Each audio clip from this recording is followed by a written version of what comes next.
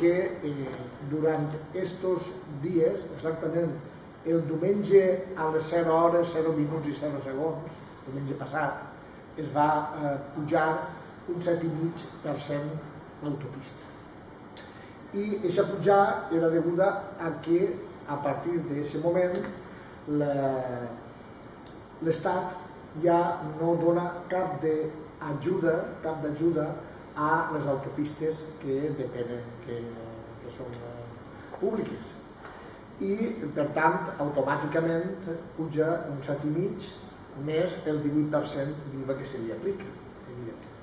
Però, clar, és que ara, d'ací menys d'un mes, l'1 de setembre, aquest preu de l'autopista quedarà una altra vegada agreujat amb un 3% més, el que passa del 18 al 21.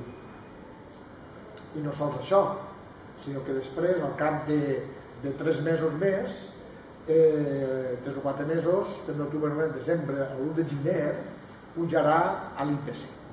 I l'IPC, tal com estan les coses en aquest moment, amb la pujada de l'IVA que hi ha plantejat i també amb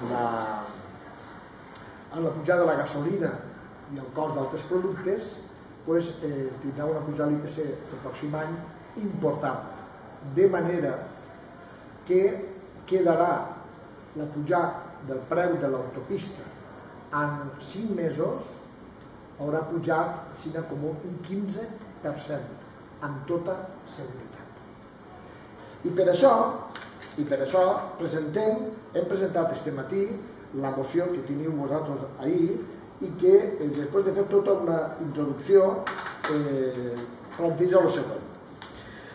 Proposta d'acord. Primer, el pronunciament del ple de l'Ajuntament per a l'alliberament del tram de l'AP7 que transcorre pel territori valencià. Segon, l'inici d'una campanya per a replegar suport d'esta moció que consistirà en adhesió de suport de la resta de municipis de la comarca en aquest moment, hi ha que parlar. Si s'ha fet una campanya que ha anat reiterant-se de pobles que s'adherisquen a volem el tren de Gandia de Nia, quan més a l'alliberament de l'autopista que ens afecta a tots, tant els que van cap a València com els que van cap a Alacant. Campanya d'adhesió de les personalitats importants del món empresarial. El món empresarial pateix els costos de l'autopista. De les regions turístiques, el món del turisme pateix els costos de l'autopista. I personalitats del món de la cultura, de la política i també de l'esport i altres també que podríem afegir aquí. I després demanem a l'alcaldessa que ha portat aquesta campanya a favor del tren i que nosaltres secundem, però des del bloc secundem aquesta campanya, però una visió encara més ampla, perquè això es queda només de Gandia de Nia, nosaltres volem que això es prolongui cap a Benidorm, que és molt important, i que hi hagi un tren com Déu mana cap a Benidorm i cap a Alacant. Nosaltres donem el suport a això, però volem al mateix temps que inici una sèrie de reunions amb diferents organismes que afecten la conselleria, ministeris, les empreses i els altres alcaldes de la comarca. I fins i tot jo diria, i fora de la comarca també, d'Oliva, o parlem de Gandia i d'altres coses.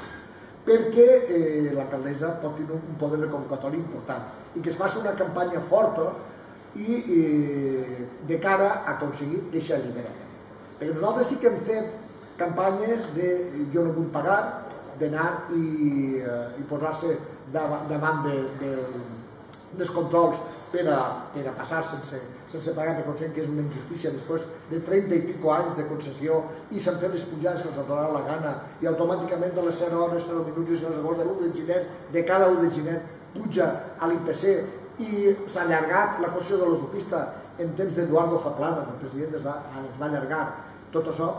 El que volem és que s'inicia seriosament